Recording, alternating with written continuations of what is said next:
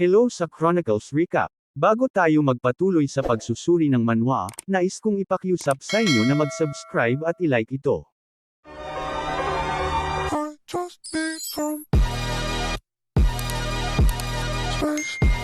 Dumating na si Roman sa kuta ng Blood Fangs.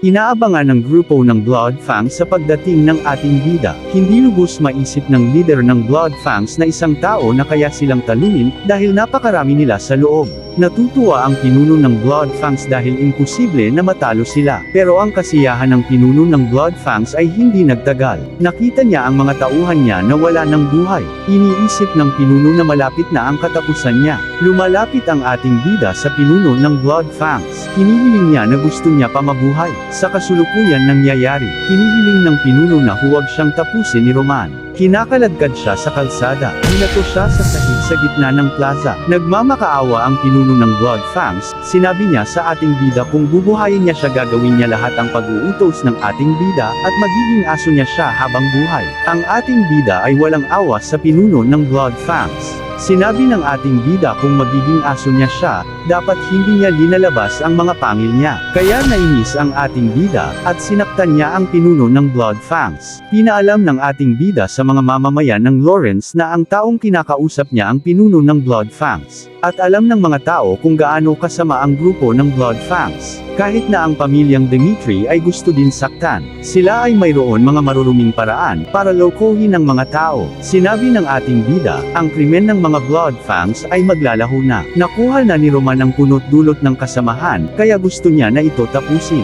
Nakita ng mga tao, at nakita din ni Jonathan ang nangyari sa pagtapos sa leader ng Blood Fangs. Kinabigla ito ni Captain Jonathan sa nakita niya. Makikita ang mga dugo sa sahig na puno ng mga dugo. Sa kabilang eksena, sa palasyo ng Lawrence family, sinabi ng knight na pinapasok nila si Roman Dimitri, dahil fiancé naman siya ni Lady Flora, pero pagkatapos ng isang oras, nakita nila si Roman na may kinakaladkad na tao. Ang taong iyon ay ang pinuno ng Blood Fangs na si Ben Miles. Kinagulat ang narinig nila dahil tinapos ni Roman ang pinuno ng Blood Fangs. Hindi sila makapaniwala na magagawa ni Roman Dimitri na huliin, at paslangin ang leader ng Blood Fangs. Nagsalita ang nakasalamin, bakit nag-execute si Roman na walang pahintulot ng lord nila, dahil hindi nila ito pwedeng palagpasin. Nagkaroon ng interest ang lord ng Lawrence sa ating bida, dahil ang taong magiging manugang niya, ang nagligpit sa buong Blood Fangs. Kaya nagdesisyon ang lord na gusto niya makita si Roman, at gusto niya rin marinig ang paliwanag niya. Dumating na ang ating bida sa opisina ng lord ng Lawrence. Nakita niya ang captain ng Dimitri, kaya iniisip niya na baka tinulungan niya siya. Nagpakilala ang ating bida sa Lord,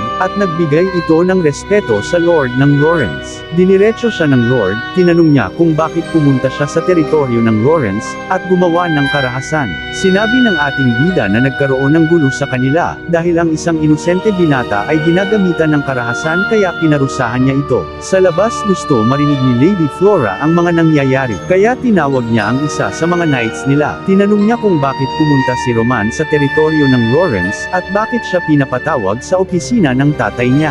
Dahil walang alam sa mga nangyayari si Lady Flora, kaya sinabi ng knight nila. Sa loob ng opisina, sinabi ni Roman na pagkatapos niya umalis sa teritoryo nila, pinuntahan niya ang main base ng Blood Fangs, at ang leader nila. Tinanong ng Lord kay Roman kung may otoridad ba siya, upang isagawa ang pagpaslan sa teritoryo ng Lawrence. Sinagot ng ating bida, dahil aware naman siya sa ginawa niya, nag-aalangan pa nga siya kung paano niya ililigpit ang buong Blood Fangs. At ang leader ng Blood Fangs, ay hindi niya nakikilala kaya pumunta na lang siya sa teritoryo nila. Pero siya ay napakasikat sa teritoryo ng Lawrence dahil sa iba't ibang mga krimen nilang ginawa, at siya ay palaging pinapalaya ng maraming ulit. Kaya naisip na siya na mismo gumawa ng paraan upang tapusin sila, dahil nagdesisyon siya na hindi makipagtulungan sa Lawrence, dahil wala siyang tiwala sa kanila. Nagalit ang nakasalamin sa sinabi ni Roman. Nagsalita si Jonathan dahil kailangan niya mag-ingat sa sinasabi ng young master niya. Nadismaya ang ating bida sa kanila, dahil inaakala niya na pupurihin nila siya, dahil siya ang tumapos ng problema nila. Sinabi niya sa Lord ng Lawrence kung mali ba ang ginawa niya. Kinausap ng Lord ang nakasalamin kung kilala niya si Ben Miles.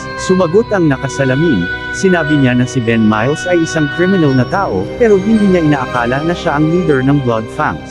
Dahil doon pinag-utos ng Lord ng Lawrence na tapusin ang usapan nila dahil ito ang problema na ng Lawrence. Sinabi ng Lord na bibigyan niya ng reward si Roman mamaya. Tumatawa ang Lord ng Lawrence. Dahil hindi niya inaasahan si Roman Dimitri ay kakaibang tao. Natutuwa siya na magiging asawa siya ng anak niya na si Lady Flora. Pinatawag ng Lord si Lady Flora dahil gusto niya ito makausap. Sa kabilang eksena, pauwi na sila Jonathan at Roman sa kanilang teritoryo. Sinabi ni Jonathan kay Roman, baka magalit ang Lord ng Lawrence dahil sa nasabi niya. Sumagot ang ating bida dahil magiging responsibilidad ng pamilyang Lawrence kung anong nangyari sa ginawa nila dahil sila ay pabaya. At hindi pa nila alam na kinansel nila ang kasal nila dahil hindi mapaparusahan ang anak ng Lord ng Lawrence. Nagulat si Jonathan sa young master niya dahil planado niya na ang mangyayari. Naguguluhan si Jonathan dahil hindi niya nakilala ang nasa harapan niya, dahil iba na ang kilala niya na Roman Dimitri na tanga.